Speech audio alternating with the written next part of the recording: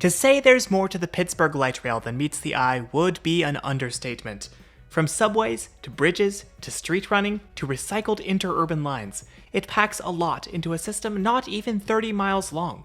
And even though parts of it are very new, the light rail of today is based on a streetcar system dating back over 100 years.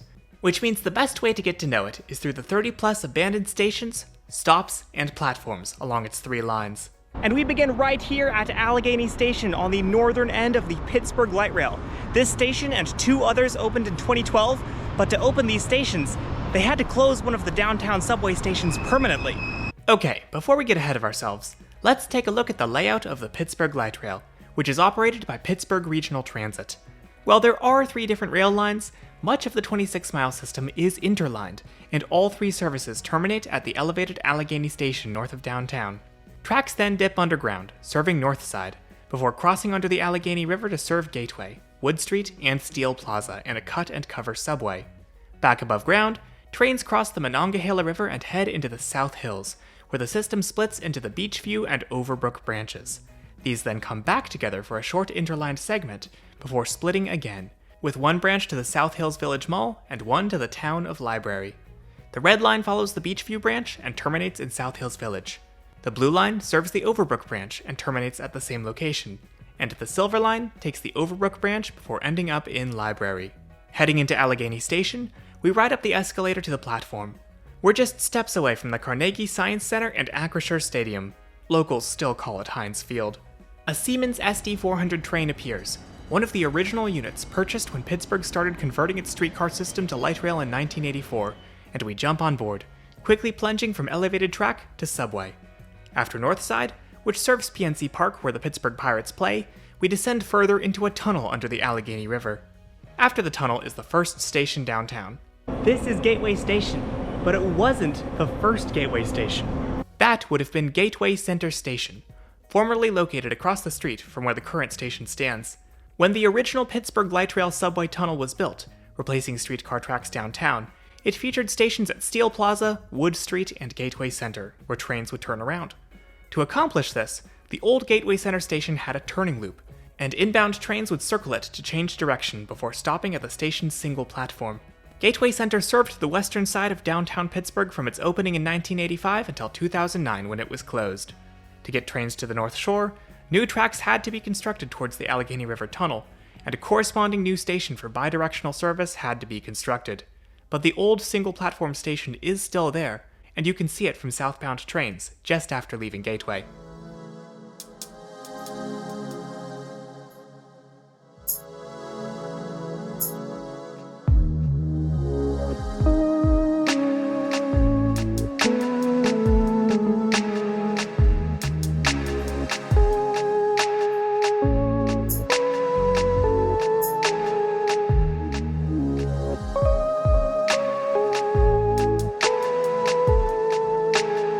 So now I'm here at Wood Street, which is the next station down the line from Gateway, and while the station is currently in operation, there are 2 sections of the platform that have been closed permanently.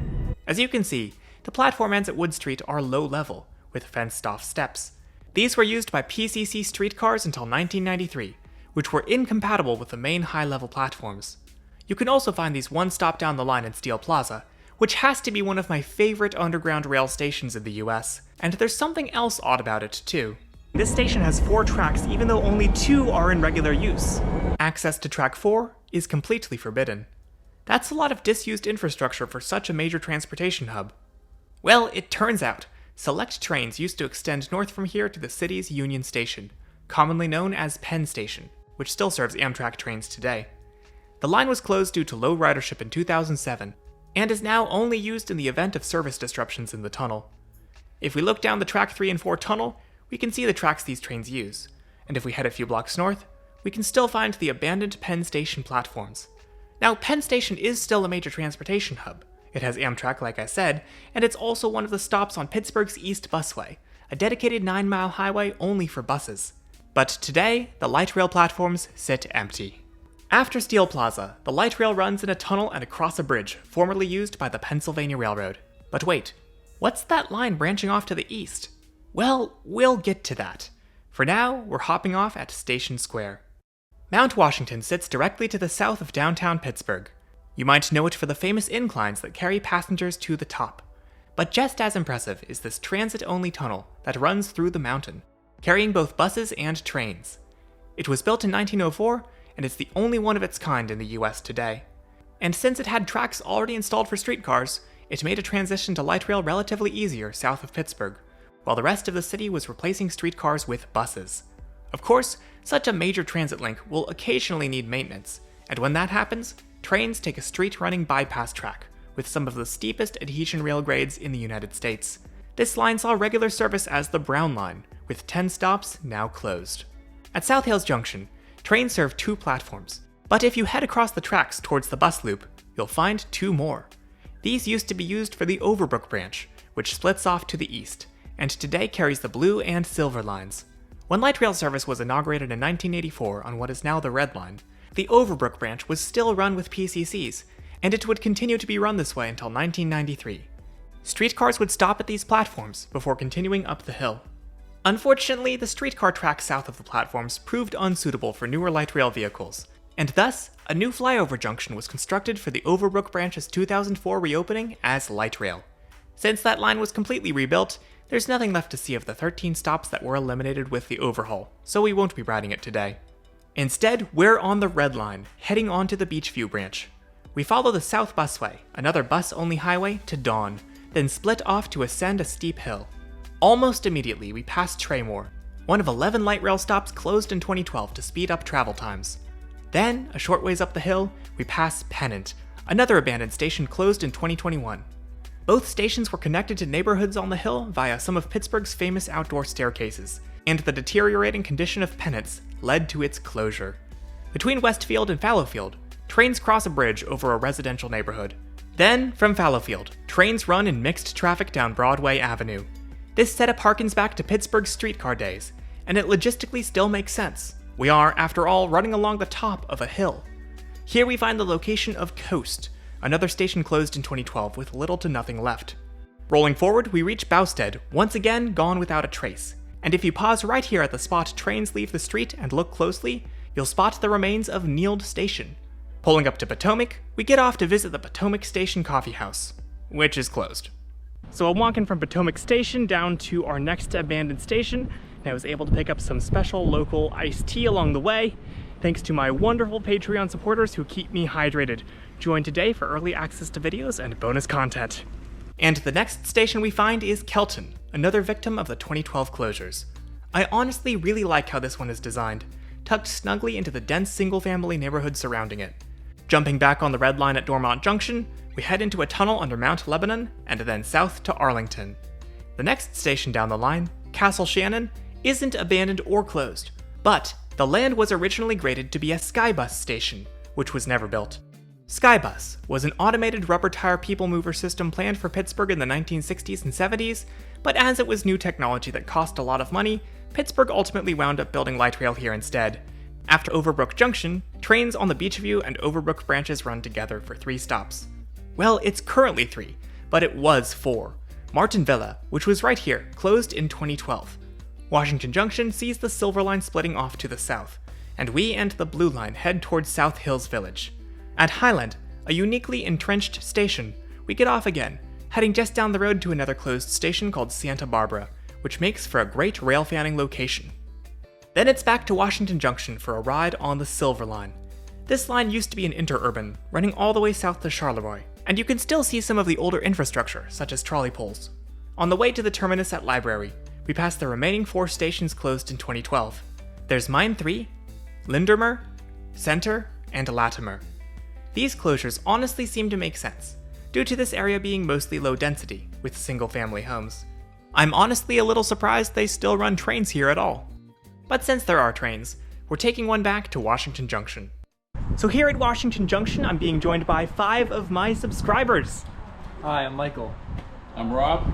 I'm Chris. I'm Nick. I'm Brody. You guys ready to walk the Drake branch? Absolutely. Absolutely. Up until 1999, another branch of the system split off to the Drake Loop. Even after light rail cars were introduced on the system, pantograph-equipped PCCs continued to operate Route 47D between downtown and Drake until 1993, and they continued as a shuttle from Drake to Castle Shannon until 1999, the year PCC service ended in Pittsburgh. The line was subsequently closed. Today we're in search of all the remaining Drake Line stations. This is where the South Hills Village tracks branch off. Those go up to South Hills Village, and those tracks over there on the far side belong to the old Drake branch. We start at Bethel Church. So as you can see, there's still a power line up here. PRT keeps this bit of the line active, mostly for storage and occasionally for training new operators and that sort of thing.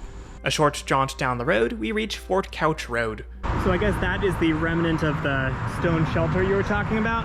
Yeah, so like I said, all stations on the Drake Line had a really small stone shelter. They fit about 1 or 2 people. So just to be clear, here on Classy Whale, we do not trespass. We are viewing all of these from public roads. Also, do you guys know in the comments what that rail in the middle is for? I'm sure one of you knows. We're all clueless. It is not a very long switch. We are clueless. Before we can get to our next station, we encounter a distraction. You guys had to pick a book. The Swoley Bible. What would it be? No, we're picking a book. Judy Moody, my favorite. It's Calvin and Hobbes. The Breath Science Way of Life. Oh man, I was gonna pick Calvin and Hobbes. And most important. Next up is Brookside Boulevard. So here we have Brookside Station. There's a little bridge over the brook, and then the station is at the side of the brook. Hence why it is called Brookside. So at this point there's no overhead trolley wire. So the guys have pointed out that there's a crossing gate, or crossing signal rather, over here. So I'm gonna go check it out. I wonder when the last time this rung was. Brookside Farms is next, but it's a little hard to see. So here's what we can see of Brookside Farms. There's a little concrete foundation over there. We can't get any closer, unfortunately. And that's about as far as we can go. We can't reach Walthers. Certainly can't reach their price points for some of their model trains.